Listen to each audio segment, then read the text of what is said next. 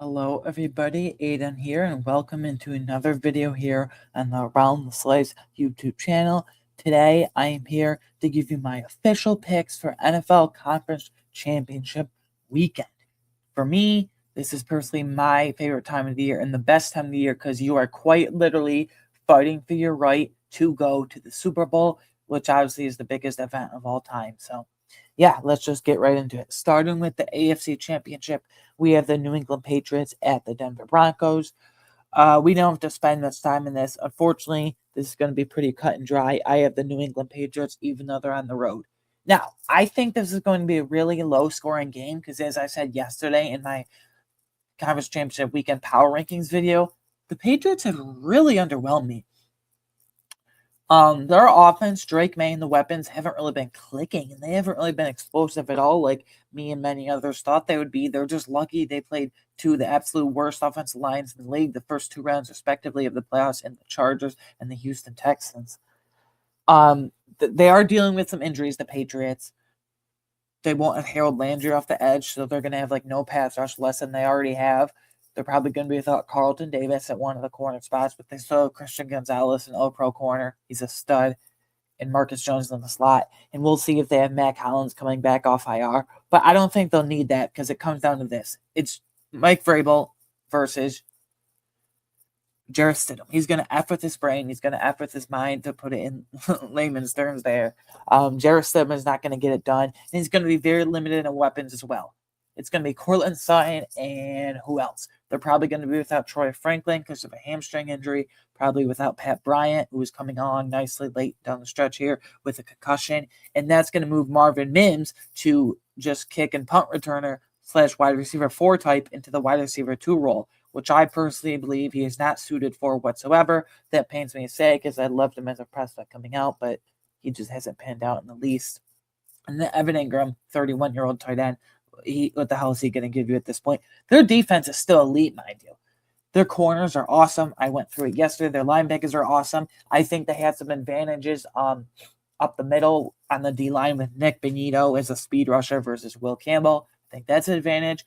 I think the guards have played surprisingly well, but when they match up against guys like Jonathan Cooper and Zach Allen and DJ Jones, who's a really good run stuffer, that they won't be able to handle that. But the one area of the Broncos defense, as I've emphasized all week and yesterday specifically and mainly, the run area, their run defense can be had for sure. They can be run on for sure. And the Patriots, their run game has really come alive as they salt away these games, and their passing game still needs to be figured out with TreVeyon Henderson and Ramondre Stevenson. So what I'm predicting is the Patriots get up big early and it's low scoring because they just run up the clock with Henderson, Ramondre mainly. So I'm going to go with the Patriots.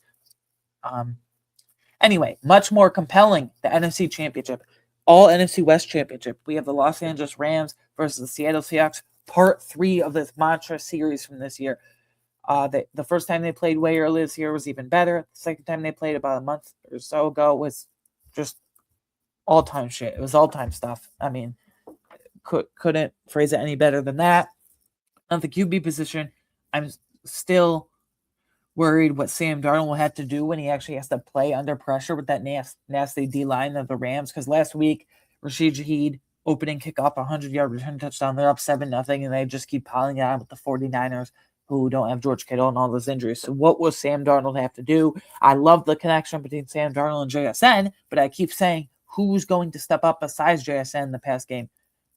Will it be Cooper Kupp with all his story playoff experience? Will it be Rashid Shaheed as the speed demon down the field? Will it be a size guy in Jake Bobo?